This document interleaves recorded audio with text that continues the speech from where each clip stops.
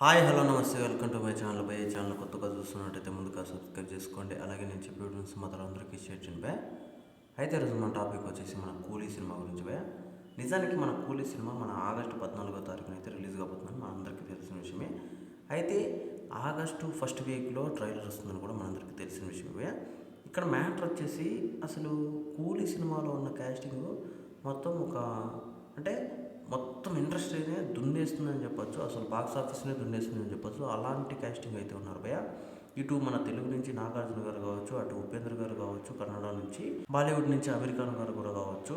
ఇలా చూసుకుంటే అసలు ఏ సినిమాలో కూడా ఇలాంటి క్యాస్టింగ్ లేదు అని చెప్పేసి నేనైతే అనుకుంటున్నాను భయ్య. అసలు అంతలా లోకేష్ కనకరాజు అయితే ఏం చేస్తున్నాడు అని చెప్పేసి కూడా చాలామందికి అయితే ఒక డౌట్ ఉంది భయ్య.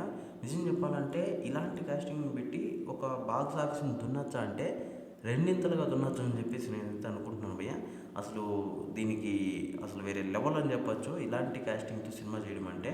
ఇంకోటి వచ్చేసి ఈ సినిమాలో పర్టికులర్గా మనం రజనీకాంత్ గారి క్యారెక్టర్ చూసుకుంటే అసలు దళపతి సినిమా క్యారెక్టరైజేషన్తోనే స్టార్ట్ అవుతుంది అని చెప్పేసి చాలామంది అయితే కొన్ని ఎరుపు మాటలు అయితే చెప్తున్నారు భయ్య. నాకు తెలిసినంత వరకు నేనైతే అదైతే అనుకోవట్లేదు. అంటే దేవా క్యారెక్టర్ అక్కడి నుంచి స్టార్ట్ అవుతుంది అది అని చెప్పేసి చెప్పుకుంటూ వస్తున్నారు. నేనైతే ఖచ్చితంగా అదైతే అనుకోవట్లేదు భయ్య.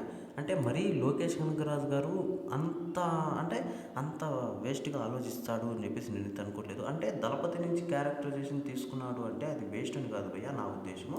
కాకపోతే ఆయన సపరేట్ ఒక ఇది ఉంటుంది భయ్య ఆయనకంటూ, అక్కడి నుంచి తీసుకుంటాడని నేనైతే అనుకుంటున్నాను భయ్య. మరి అంటే తీసేసిన సినిమా నుంచి మళ్ళీ తీసుకుని అంటే అది మాస్టర్ పీస్. అది కాకుండా దానికి ఏదన్నా చేస్తే మాత్రం అది అంటే కొంచెం గబ్బు అవుతుంది అని చెప్పొచ్చు. నాకు తెలిసినంత వరకు అలాంటి ప్రయోగాలు ఏ డైరెక్టర్ చేయడని చెప్పేసి నేనైతే అనుకుంటున్నాను భయ్య.